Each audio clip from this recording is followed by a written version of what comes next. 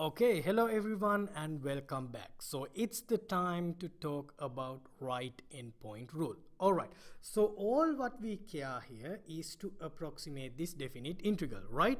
So approximating that definite integral or solving that, not approximating, solving that definite integral is same as finding the area in this region, right? But what we're going to do is we are going to approximate that the area of that region using rectangles. So we already discussed about this. Now what we do in the right endpoint rule is that we take the big interval from A to B and we divide it into small subintervals, okay, having the same width. So let's say the width is delta x. So all the rectangles will have the same width. Now what we do is we take each subinterval and we connect the rightmost point with the graph in each subinterval. So you connect the rightmost point. So that's why we call this method the right endpoint method. Now by that way, connecting the rightmost point of each subinterval to the graph, by that way we construct the heights of the or the lengths of the each rectangle. Okay, so let's try to come up with a formula for right endpoint rule.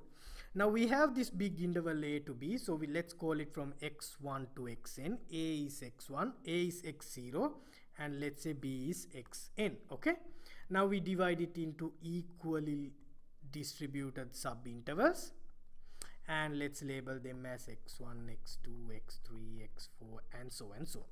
Right, now let's write the area of each rectangle.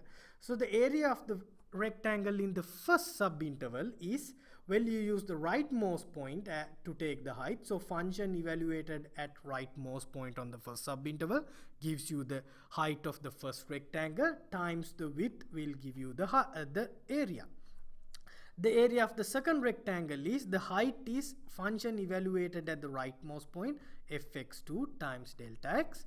Area of the third rectangle, function evaluated at the rightmost point, which is x3 times the width, plus the function evaluated the area of the fourth rectangle, height is function evaluated at the rightmost point fx4 times the width, plus this goes on, and then in the last subinterval the height is function evaluated at the rightmost point is x sub n times the width.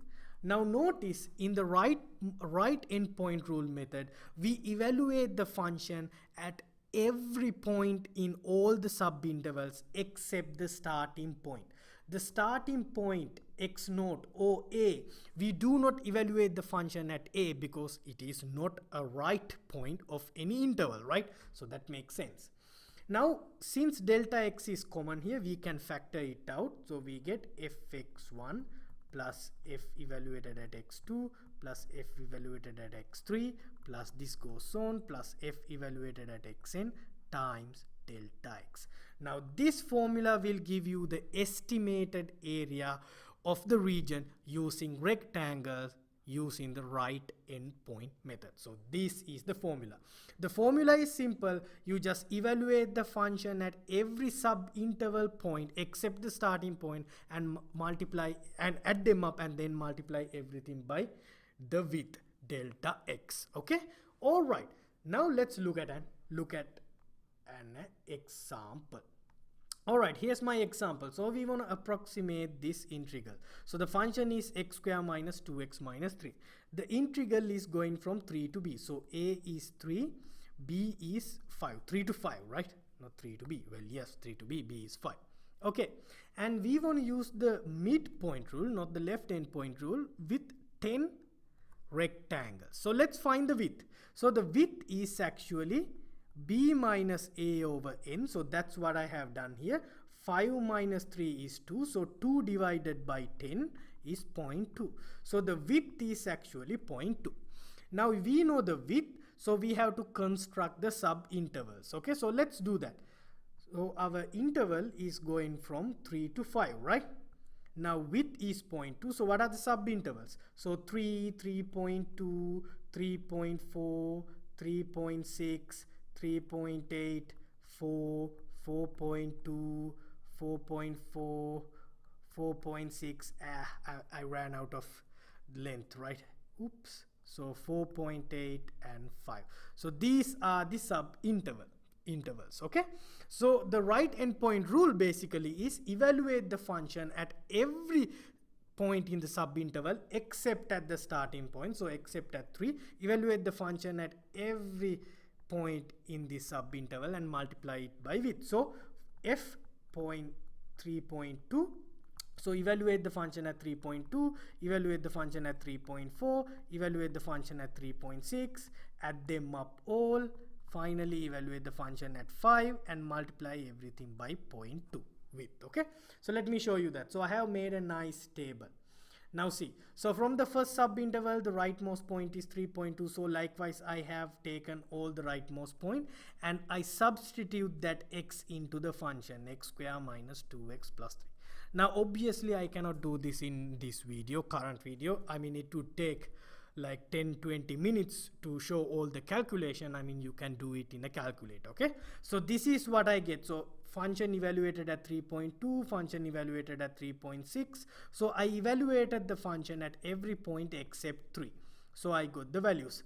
Now what I need to do is I need to add them up all. Okay, so that's what I do here. I add all those function values and then later multiply everything by 0.2. So when I multiply everything by 0.2, what I get is 23.88. So that's the approximation. Okay, so that's the approximated area. It's not the actual area. Okay, so it's an approximated answer. So we can say the approximated value for this definite integral is actually 23.88. Here's something you can do for fun.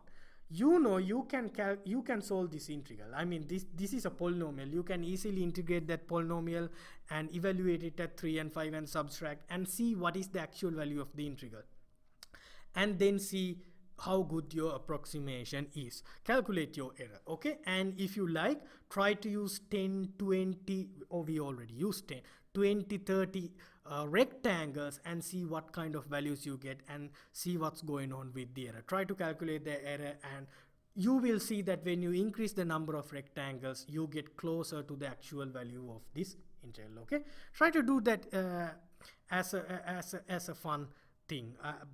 I don't know whether you will find it fun or not, but that's good for your learning. Okay, all right, thank you very much.